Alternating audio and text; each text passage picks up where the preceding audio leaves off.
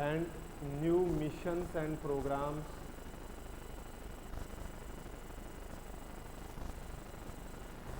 new missions and programs. And the most important thing, they have connected the current affairs or economics or any part of your general study with those part of the affairs which is revolving around you. For example, most of the students or most of the youths are basically moving from lower age to higher age. For example, every day every youth is increasing his age. What are the policies of the government which will enhance the overall welfare of the youth? Is it? There are so many crimes in India regarding to women's, children's, old age and particularly youth as well. So what are the policies and procedures which the government of India should adopt for the overall welfare of the society? So these things are very much connected with the social relevance. So that is why as such there is no direct current affairs questions are directly asked. For example,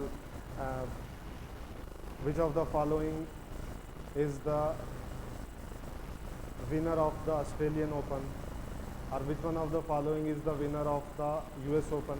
So these directly questions were asked before 2010, but after 2010 the whole scenario was changed. Is it or not? So you have to focus more on the conceptual clarity. You have to focus more on your conceptual clarity. So that conceptual clarity will directly lead to all parts of the GS. If you have conceptual clarity of all the parts of the GS, then there is no need to worry about them, because basic consists of more than 60% of the questions. More than 60% of the questions are consist of from basic. So that leads to what? If you have conceptual clarity, you will at least solve these 60%, and to solve 60% is more than enough in the negative market. Is it or not? So what I will discuss in the class is basic economics and current affairs. These are the basic classes, and that is why I want to take it before the conventional classes of economics and current affairs that will after 28th or 20 or first week of June. Is it or not? But this basic is very important before that after at least you will prepare for the next capsule. Is it or not? So what I will discuss from the economics is I will discuss the economics in basic way. Is it or not? And economics is purely understanding. As such, you will read many books, you will read whatever I will dictate. That will not give you the conceptual clarity. The conceptual clarity will give you what you will properly listen. Is it or not? So what I will going to discuss, please listen carefully. No need to write. If anything is important from your point of view, I will dictate. Is it or not? So from economic points of view, I will discuss first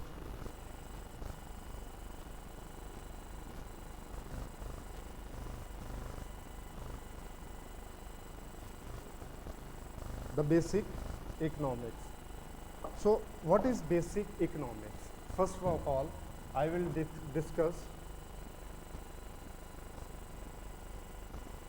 economy, economics. What is the basic difference between economy and economics?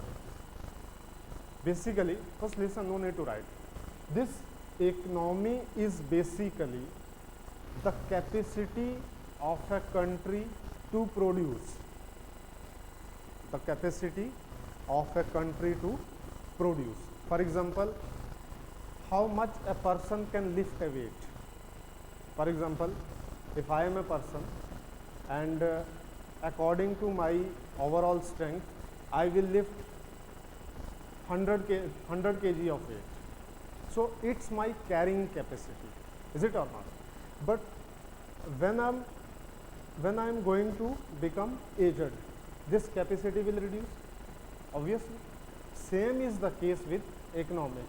Means whatever is the capacity of a country to produce, whatever is the capacity of a country to produce, it may increase or it may decrease, but it depends upon the strength of the economy. Now, who is the strength of the economy? Obviously, peoples are the strength of the economy. If for example peoples are healthy, they will work more, and if they will work more, it means we will produce more. If we will produce more, it means our economy is moving. Is it or not? So every concept is interrelated. So what is economics? Is basically the capacity of production. Capacity of production. At the same time, economics is basically the subject. Is basically the subject. For example, policies. What are the policies which leads to increase in production? What are the policies which leads to immediate production? Is it or not? For example, there are many type of policies. For example, macro and micro. Is it or not? So macro policies are those policies which are long-term policies. Which are long-term policies. To fulfill the macro policies of the economics, we will form the micro policies, mean small policies, step by step. Small policies, step by step. So this step by step will leads to what? Will leads to macro policy. Is it or not? I will give you one example. Our economy, listen carefully, our economy growth will be, mean GDP. जैसे हम बोलते हैं ना, बहुत बार हम बोलते हैं what is GDP? Mean economic growth. Our economic growth will be 9% per annum. We have decided this. What we have decided? कि हमारी इकोनॉमिक ग्राउथ जो वो कितने परसेंट होनी चाहिए? 9% होनी चाहिए. अब 9% ग्राउथ का रेट लाने के लिए हमें क्या क्या करना पड़ेगा? हमें क्या क्या करना पड़ेगा?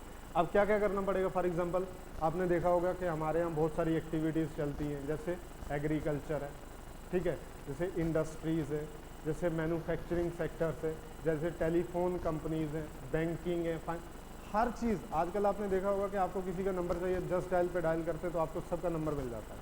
मिल जाता है.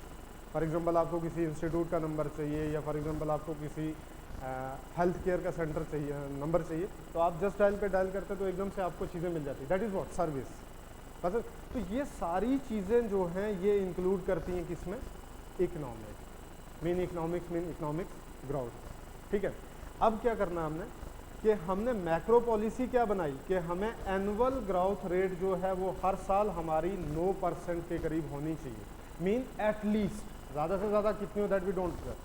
Is it on? एटलीस्ट कम से कम हमारी इतनी ग्रोथ होनी चाहिए. अब इसको अचीव करने के लिए हमने क्या किया? एग्रीकल्चर यूज़ किया, इंडस्ट्रीज़ यूज़ की, ठीक है, उसके बाद मैन्युफैक्चरिंग सेक्टर यूज़ किया, सर्विस सेक्टर यूज़ किया. अब हमने धीरे धीरे क्या किया, मैं आपको छोटी सी एग्जांपल बताता हूँ कि आपने रिसेंटली न्यूज़पेपर में हर रोज़ आप देखते होंगे कि हमारी इंडस्ट्रियल ग्रोथ जो वो इतनी ज़्यादा अच्छी नहीं हो रही है, जिसकी वजह से हमारी इकोनॉमिक ग्रोथ अच्छी नहीं हो रही है. हमारी एग्रीकल्चर जो है उसमें ग्रोथ नहीं हो रही है, ठीक है, जिसकी वजह से हमारी इकोनॉमिक्स ग्रोथ अच्छी नहीं हो रही है. ठीक है. हर चीज़ आपस में इंटरकनेक्टेड है. बात समझ में आ रही है? तो फॉर एग्जांपल जैसे एग्रीकल्चर हमारी अच्छी नहीं है, तो हमने क्या किया? एग्रीकल्चर के लिए नया स्कीम शुरू किया. जैसे आपको पता होगा अभी हमने 2000 में ईस्ट ग्रीन रेवोल्यूशन शुरू किया. हमने नाम सुना होगा, मीन ग्रीन रेवोल्यूशन का नाम तो सुना होगा. ग्रीन रेवोल्यूशन पहले जो हमने 1960s में चलाया था वो ऑल ओवर इंडिया के लिए चलाया था. अब हमने ईस्टर्न ग्रीन रेवोल्यूशन का मतलब हो गया हमने सिर्फ स्पेसिफिक टू ईस्ट इंडिया, इसके लिए हमने रेवोल्यूशन चलाया. अब ये हमने चलाया पॉलिसी इसलिए ताकि इकोनॉमी की ग्रोथ हमारी सस्टेन करती रहे. क्यों सस्टेन करती रहे? क्योंकि हमें 9% ग्रोथ रेट चाहिए किसका? इकोनॉमिक. बात समझ में आ गई? अभी रिसेंटली आपने देखा होगा कि हमारी इकोनॉमिक ग्रोथ में मीन इंडस्ट्रीज़ हमारी जो वो इतना अच्छा परफॉर्म नहीं कर रही थी. परफॉर्म मीन उनकी ग्रोथ रेट बढ़ नहीं रही थी, और ग्रोथ रेट ना बढ़ने की वजह से हमारी इकोनॉमिक ग्रोथ बढ़ेगी नहीं. हमने क्या किया? आपने देखा होगा कि हमने SEZ का कंसेप्ट चलाया, special economic zone. Special economic zone में हम क्या करेंगे? वहाँ पे उनको जैसे फॉर एग्जांपल टैक्स रिबेट देंगे, मतलब टैक्स रिबेट का मतलब छूट दे देंगे. अब अगर हम छूट देंगे तो जाहिर बात है इन लोगों के पास पैसा ज़्यादा होगा. पैसा ज़्यादा होगा तो और इन्वेस्ट करेंगे, और इन्वेस्ट करेंगे तो हिंदुस्तान में और प्रोडक्शन बढ़ेगी. जैसे फॉर एग्जांपल मैं आपको बोलता हूँ, नहीं मैं नहीं बोलता हूँ आपको, से फॉर एग्जांपल दो आदमी हैं, one is A and one is B. ध्यान से सुनना, ये बहुत अच्छा कंसेप्ट है. ए के पास 10,000 रुपीज़ है। कितना रुपीज़ है? कितना रुपीज़ है? 10,000। इसके पास 4,000 रुपीज़ है। ठीक है। अब ए कहता है कि भाई तुम्हारी इकोनॉमी जो है वो सस्टेन करने के लिए मैं तुम्हें इतना पैसा दूंगा कि कम से कम दोनों बराबर रहें। क्या रहें? बराबर रहें। ठीक है। तो इसको कितना लैंड करना पड़ेगा? मे बी एक्स अमाउंट इसको जो है वो इसको देनी पड़ेगी। अब सवाल ये होता है कि जब एक्स अमाउंट इसको देनी पड़ेगी तो ऐसी बात तो नहीं है कि ये उधार देगा इसको या फ्री देगा इसको। ठीक है। मीन एक टर्म्स एंड कंडीशन साइन करेगा कि भाई साहब मैं आपको इतने पैसे दूंगा, ठीक है, ताकि आपकी इनकम जो है वो थोड़ी थोड़ी बढ़ती रहे, लेकिन आपको कुछ समय के बाद मुझे ये पैसा रिटर्न करना है। क्या करना है? मुझे ये पैसा क्या करना है? रिटर्न करना है। अब रिटर्न लेने के लिए ये भाई साहब क्या करते हैं? तैयार हो जाते हैं। एग्रीमेंट दोनों के बीच में हो जाता है। अब एग्रीमेंट होने के बाद ये पैसा इनको दे देते हैं। एग्रीमेंट में ये लिखते हैं कि आने वाले 10 सालों में जो पैसा मैंने आपको दिया है वो टैक्स फ्री है। मतलब उसके ऊपर आपको जब मुझे आप इंस्टॉलमेंट में वापस देंगे तो 10 साल तक आपके ऊपर कोई टैक्स नहीं लगेगा। अब इन भाई साहब जो टैक्स भरने के ऊपर जो इंटरेस्ट रेट देना है, तो वो इंटरेस्ट रेट किसकी पॉकेट में जाएगा? इनकी पॉकेट में जाएगा। अब इनकी पॉकेट में जाएगा तो इसका मतलब क्या हुआ? इन्वेस्टमेंट इनकी बढ़ेगी। क्यों इन्वेस्टमेंट बढ़ेगी? क्योंकि इनके पास सेविंग है। एक सिंपल सी बात है। जैसे मैं आपको बात बताता हूँ कि आप किसी बैंक में काम करते हैं या आप नॉर्मल एम्प्लॉई हैं किसी के, ठीक है, तो आपकी सैलरी 20,000 है। ठीक, महीने का खर्चा करने के बाद या 1 साल तक जितनी भी आपकी सैलरी है, तो खर्चने के बाद आपके पास 40% सैलरी बच जाती है। कितने परसेंट सैलरी बच जाती है? 40%। तो ये 40% क्या हो गया आपका? सेविंग। मतलब इसका मतलब ये है कि ये पैसा एज इट इज़ है, आप इसको जैसे चाहें यूज़ कर सकते हैं। ये आपके प्रोडक्टिव यूज़ में नहीं होगा। प्रोडक्टिव यूज़ का मतलब हो गया डेली यूज़। जैसे मान लो कि आपको डेली यूज़ के लिए पैसा खर्चना, तो फिर इसमें से भी निकालना पड़ेगा। अब डेली यूज़ आपको क्यों नहीं आएगा? क्योंकि आपको सैलरी रेगुलर मिल रही है। बात समझे? अब आप चाहते हैं कि ये 40% मैं खर्चता हूँ। कहाँ खर्चता हूँ? मैं 1,000 बाउंड खरीद लेता हूँ किसी अच्छी शेयर मार्केट जिसकी वैल्यू अच्छी हो। क्यों? आप शेयर इसीलिए खरीदते हैं कि शायद ये जो मैं शेयर खरीद रहा हूँ, जब मैं इसको बेचूंगा तो मुझे ज़्यादा पैसा मिलेगा। इस शर्त पे आप खरीदते हैं ना। ऐसा थोड़ी इस शर्त पे खरीदते हैं कि मैं जो शेयर खरीद रहा हूँ मुझे घाटे में बेचने पड़े। इस शर्त पे आप खरीदते हैं? क्या आप किस शर्त पे खरीदते हैं? कि मुझे ज़्यादा पैसा मिलने का चांस है। बात समझ में आ रही है? अब इस चांस को, आपकी जो एक होप है, इसको इकोनॉमिक्स में बोलते हैं सेंटीमेंट। क्या बोलते हैं?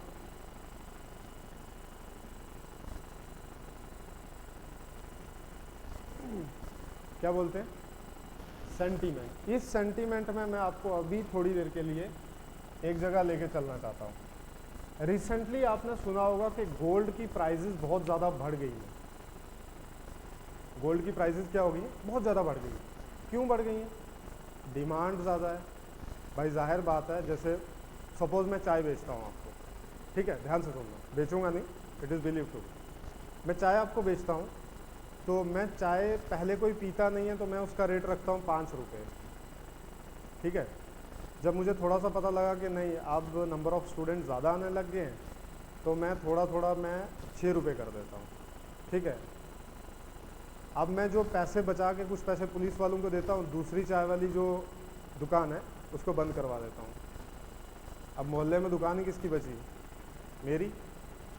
अब मैं आपको 10 रुपये बेचूँ या 20 रुपये बेचूँ, आपकी तो मजबूरी है लेना, मजबूरी है, क्योंकि और कोई लोकेलिटी में दुकान नहीं है और आप खुद बनाना नहीं चाहते। तो अब मैं आपको 10 रुपये में बेचूँ या 20 रुपये में बेचूँ, तो उससे कोई फ़र्क पड़ता है? क्यों? क्योंकि डिमांड ज़्यादा है। अगर मेरे पास डिमांड कम होती तो जाहिर बात है मैं 5 से 4 भी कर लेता ना, कि कम से कम मेरी चाय एटलीस्ट लोग पिए। बात समझ में आ रही है? जब लोगों को लगने लगा कि किसी और चीज़ में इन्वेस्ट करना इतना वर्थ नहीं है, हमें पैसा नहीं मिल रहा है, तो उन्होंने क्या कर दिया भाई, उनको लगा कि सिर्फ गोल्ड में ही पैसा सबमिट करके हमें ज़्यादा से ज़्यादा प्रॉफिट मिल सकता है। लोगों ने सब चीज़ें छोड़ दी, गोल्ड में इन्वेस्ट करना शुरू कर दिया। क्या कर दिया? गोल्ड में इन्वेस्ट करना शुरू कर दिया। क्यों कर दिया? क्योंकि पास लोगों के पास ऑप्शन ही नहीं है। अब लोगों के पास ऑप्शन नहीं है तो वर्ल्ड गोल्ड मार्केट में जो वर्ल्ड की गोल्ड काउंसिल होती है तो उसको पता लगा कि भाई ये डिमांड बहुत ज़्यादा है, रेट बढ़ा दो, बढ़ा दिए रेट। अब रेट बढ़ा दिए तो आपने देखा होगा कि 35,000 रुपये 10 ग्राम पे मिल रहे थे। इसका क्या मतलब हुआ कि हमारे सेंटीमेंट जुड़ के कि एटलीस्ट गोल्ड के अंदर जो हमारी इन्वेस्टमेंट है वो क्या रहेगी? सेफ रहेगी। आज नहीं, कल नहीं, 10 साल नहीं, 20 साल एटलीस्ट हमारे पास तो है। और सोना एक ऐसी चीज़ है कि हम इसको क्या कर सकते हैं, कभी भी तुड़वा सकते हैं। तुड़वा सकते हैं ना? आपके पास सोना ले गए सुनार की दुकान पे, जो मार्केट प्राइस होगी उसके हिसाब से पैसे दे देगा। पसंद मेरे तो वो चीज़ जिसको आप आसानी से जो है वो पैसा कन्वर्ट करना है, मीन कोई भी चीज़ है। जैसे फॉर एग्जांपल मैं शर्ट बेचने जाऊँगा तो किसी को बच्चों शर्ट ले दो, 10 रुपये दे दो, तो 10 रुपये देने से पहले 20 बार सोचेगा भाई लूँ नहीं लूँ, ये क्यों बेच रहा है। बात समझ में? जैसे फॉर एग्जांपल आप अपनी बुक्स बेचने चले जाते हैं तो देखने, जैसे उनको दुकानदार को पता चल जाता है कि इसकी मजबूरी है, अब वो क्या करते हैं, किताब देखते हैं, आप बोलते हैं कि 50% ले लो, बोले नहीं आपको 30% मिलेंगे, मैं देना तो दो, नहीं तो नहीं। आपकी मजबूरी है, क्यों? आप दे के जाना चाहते हैं तो आप 30% पे दे देंगे। बात समझ में आ रही है? तो ऐसी चीज़ जो आसानी से पैसे में कन्वर्ट ना हो वो चीज़ जो है वो मार्केट में बहुत कम चलती है। अब गोल्ड ऐसी चीज़ है जो मार्केट में बहुत ज़्यादा चलता है, और ऐसी चीज़ जो आसानी से पैसे में, मतलब ये चीज़ है, ठीक है, ये आसानी से रुपीज़ मतलब नोट बनते जा रहे हैं, 500 हो गया, 1000, ऐसी चीज़ जो आसानी से नोट्स में बदल जाए उसको बोलते हैं लिक्विडिटी। क्या बोलते हैं? बोलते हैं लिक्विडिटी।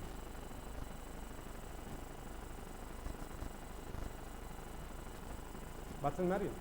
तो लिक्विडिटी का क्या मतलब होता है? लिक्विडिटी का मतलब होता है वो पैसा जो मार्केट में इजीली अवेलेबल है। आपके पास एटीएम है, एटीएम कार्ड में एटीएम मशीन में डाला, पैसे निकालिए, वो क्या है? लिक्विडिटी है। बात समझ में? तो लिक्विडिटी का मतलब ये हो गया कि वो पैसा जो आसानी से आपको बदला जाए। अब जैसे ज़मीन है, ज़मीन is not a liquidity, land is not a liquidity. भाई आप जब लैंड बेचोगे तो एटलीस्ट क्या करोगे, पहले लैंड के लिए बनाओगे कि भाई मुझे ये लैंड बेचनी है, फिर उसके बाद लोगों को बताओगे, ऐड करोगे। एट अ टाइम तो नहीं बिकेगी ना। मतलब जैसे मान लो कि मैं किसी के पास चला जाऊँ, मेरे पास 10 एकड़ ज़मीन है, ले लो, फट से ले लेगा कोई? नहीं, वो लोकेलिटी देखेगा, भाई ये ज़मीन में लूँ तो क्यों लूँ, ठीक है ना। तो ऐसी चीज़ जो वो लिक्विडिटी में नहीं आती है। फॉर एग्जांपल कोई बोले कि which one of the following consist of liquidity, आप बोले, मैं आपको बोलूँ गोल्ड, ठीक है, नेकलेस, एटीएम कार्ड, लैंड, ठीक है, which one of the following is not a liquidity, so land is not a liquidity because it will not easily converted into money.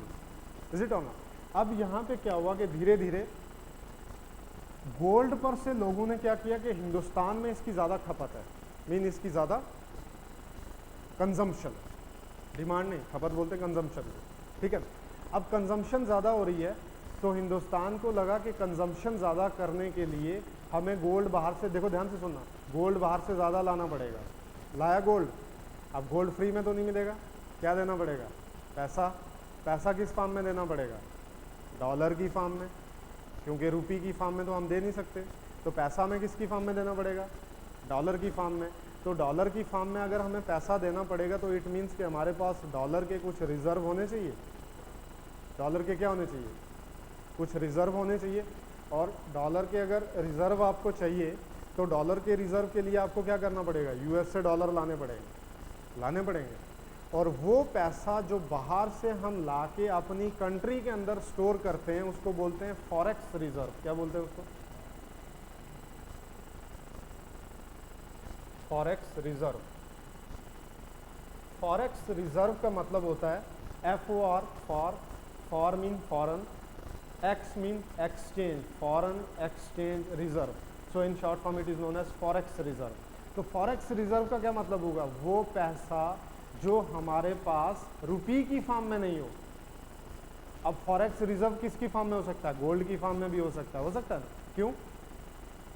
Easily money transfer हो जाएगी, फट से हम gold market में बेचेंगे, पैसा ले लेंगे, बस में। तो फॉरेक्स रिजर्व, अब हम गोल्ड बाहर से लेंगे तो हमें क्या देना पड़ेगा? अपना फॉरेक्स रिजर्व देना पड़ेगा। तो रिजर्व देना पड़ेगा, तो इसका मतलब क्या हुआ कि हमारा कोई ना कोई अकाउंट है जो वो क्या हो रहा है? धीरे धीरे कम हो रहा है ना, कम हो रहा है। अब ये अकाउंट हमारा जो है ये कम नहीं होना चाहिए। क्यों? अकाउंट खाली हो गया फिर कहाँ जाना है? सिर्फ सोना ही थोड़ी ना खरीदना है, हमें पेट्रोल भी खरीदना है, हमें मशीनरी भी खरीदनी है, हमें फूड भी खरीदना है, हमें मेडिसिन भी खरीदनी है। तो ये अगर एकदम से गोल्ड पे लगा देंगे तो बाकी चीज़ें कहाँ से खरीदेंगे?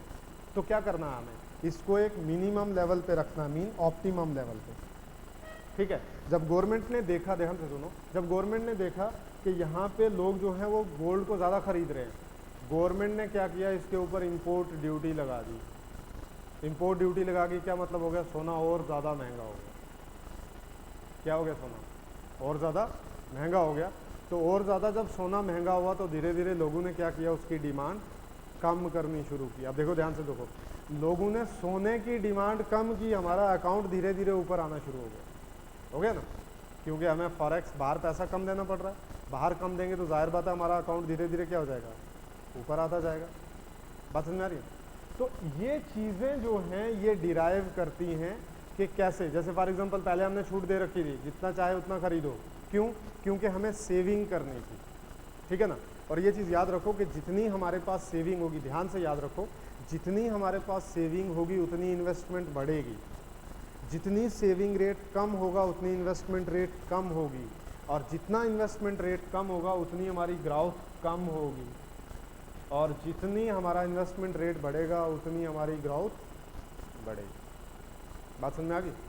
आपके पास ज़्यादा पैसा, ज़्यादा सेविंग, ज़्यादा सेविंग, ज़्यादा इन्वेस्टमेंट, ज़्यादा इन्वेस्टमेंट, ज़्यादा ग्रोथ। बात समझ में आ रही?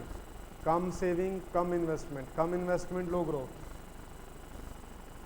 बात समझ में आ रही? बहुत बार मार्केट में पढ़ते हैं कि हमारी investment saving rate to the total GDP हमारा कम है, इसकी वजह से हमारी ग्रोथ जो है बहुत कम है। अब बीच वाला कंसेप्ट तो खा लिया ना उन्होंने, क्यों? अब वो चीज़ें डायरेक्ट नहीं बताएंगे आपको। अब उन्होंने क्या हुआ, सेविंग से हमारा कम होने से क्या कम हुई, इन्वेस्टमेंट कम होगी। अब इन्वेस्टमेंट कम होगी तो ऑटोमेटिकली हमारी ग्रोथ भी कम हो गई। बात समझ में आ रही है? तो ये चीज़ें डिराइव होती हैं कि कैसे गवर्नमेंट, अब गवर्नमेंट ने यहाँ क्या किया, टैक्स लगा दिया। टैक्स लगा दिया तो पहले जो टैक्स छूट दे रखी थी अब टैक्स लगा दिया, अब टैक्स लगा दिया तो क्या हो गया, ये चीज़ें बढ़ गई। तो ये चीज़ें बढ़ने की वजह से जो है ये गवर्नमेंट कैसे जो है अपनी चीज़ों को जो है ये डिफ़ाइन करती है। बात समझ में आ रही है ना? जैसे आपने नॉर्मली देखा होगा, मैं आपको छोटी सी चीज़ बताता हूँ कि जैसे फॉर एग्जांपल किसी को कोई कट लग जाए, ठीक है ना, हाथ में कट लग गया, 5 दिन के बाद, 10 दिन के बाद, महीने के बाद, 1 साल के बाद एटलीस्ट वो जो कट था वो ख़त्म हो जाएगा, अपने आप तुम्हारा हाथ नॉर्मल हो जाएगा। क्यों? क्योंकि तुम्हारी बॉडी के अंदर ऐसी चीज़ें हैं जो उस घाव को भरने की मदद करेंगी। करते करते भले ही रेट ऑफ जो प्रोग्रेस है वो स्लो हो, वो फास्ट हो सकता है, बट नील नहीं हो सकता। बस धीरे धीरे आपकी बॉडी ने क्या कर लिया, उस जख्म को रिकवर कर लिया ना रिकवर। यही प्रोसेस होता है कि अगर इकोनॉमी में धीरे धीरे लूप होल्स हों तो अपने आप चीज़ें जो हैं वो एक दूसरे को इम्बैलेंस को बैलेंस करके चलती रहती। बात समझ में आ रही है? सेम वही प्रोसेस, अगर हमें लगेगा कि हमारा अकाउंट बहुत ज़्यादा बढ़ गया है तो हम क्या करेंगे, भाई इतना फॉरेक्स रिजर्व रख रखा, हमें क्या करना है, लाओ गोल्ड और फिर बेचेंगे। तो धीरे धीरे ये सारी चीज़ें जो हैं ये डिसाइड की जाती हैं। बात समझ में आ रही है? अब इन चीज़ों को डिसाइड करने वाले कौन लोग होते हैं? So to decide what is the structure of the economy is purely depending upon the form of government. हमारा इकोनॉमिक स्ट्रक्चर कैसा होगा, हमें कैसे लोग चाहिए, हमें कैसा समाज चाहिए, मीन सोसाइटी चाहिए, हमें कैसी इकोनॉमिक्स चाहिए, हमें कितना अमाउंट ऑफ मनी चाहिए, ये सब जो है ये सारी चीज़ें डिसाइड कौन करता है, गवर्नमेंट। बात समझ आ रही?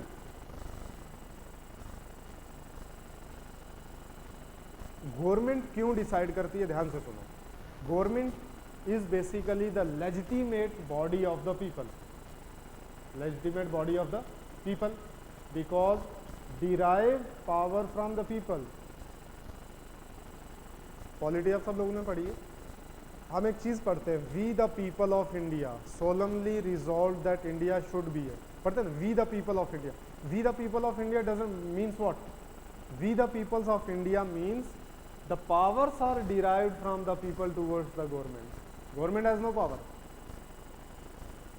If people denied that we will not vote for any party, then government formation is feasible, No.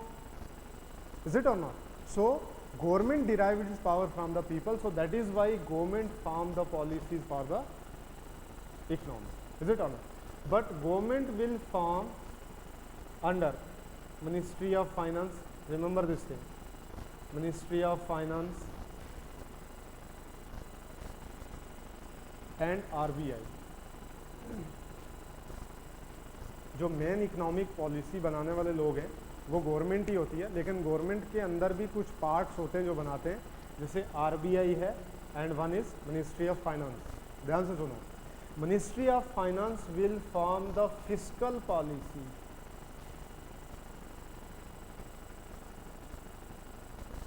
Fiscal policy, fiscal mean finance, fiscal mean finance, and RBI will form the monetary policy. This is the most important question. Who will form the policy? In India, government form the policy, but under the government two main institute. I am asking two main institute, not the two only institute, not the two only institute, two main institutes which form the policy of the government, that is monetary policy and RBI and Ministry of Finance. RBI will form the monetary policy and Ministry of Finance will form the fiscal policy. So most of the time the question is asked, which one of the following? Please write down this question.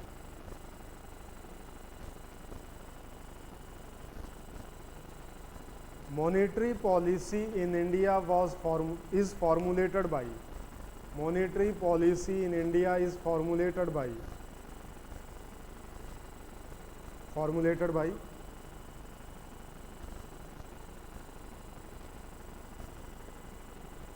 RBI.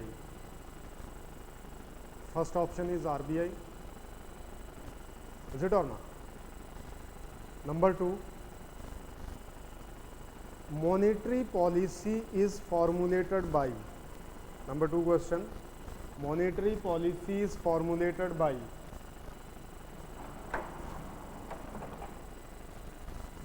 number one,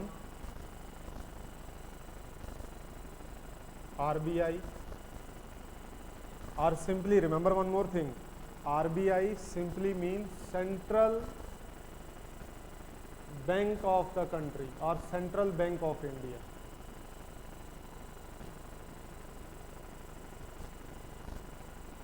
Central Bank of India.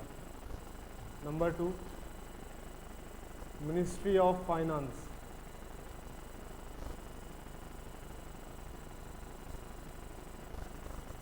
Select the correct answer.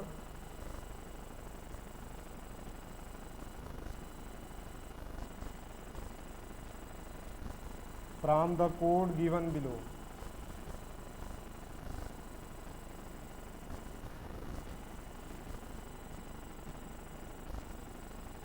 From the code given below, number one, mean A, one only, two only, both one and two, and D, none. So question can be asked in any form. Same question can be formed in many forms by changing the language of the question. Is it or not? This question may be asked in the simple language. For example, monetary policy is formed by RBI, simple statement. Fiscal policy is formed by Ministry of Finance. Which of the above statement is or correct? Both the statements are correct. Is it or not? So question may be asked in many forms. Is it or not? Now, Ministry of Finance has 5 departments. Remember this thing.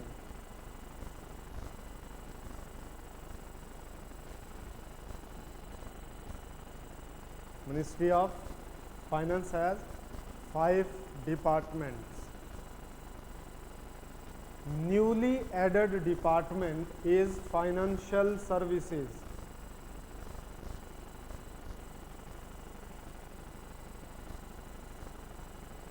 Ministry of Finance consists of 5 departments, and newly or recently added department is Department of Finance.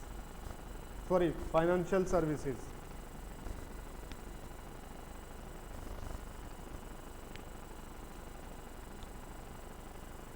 next line, Department of Expenditure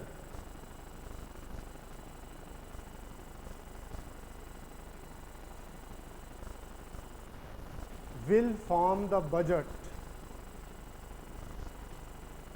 Department of Expenditure formulate the budget in India. Formulate the budget in India. Department of Expenditure formulate the budget in India.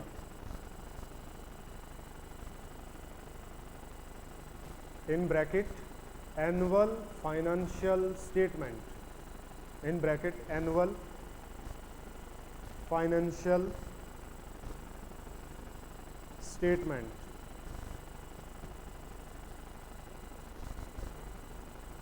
Bracket close. So budget is basically what? Annual financial statement under Article 112. Under Article 112.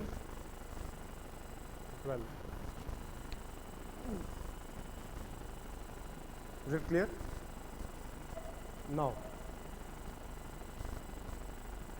we will discuss the RBI. RBI is basically the Reserve Bank of India, is the Central Bank of India. Please take down. RBI is the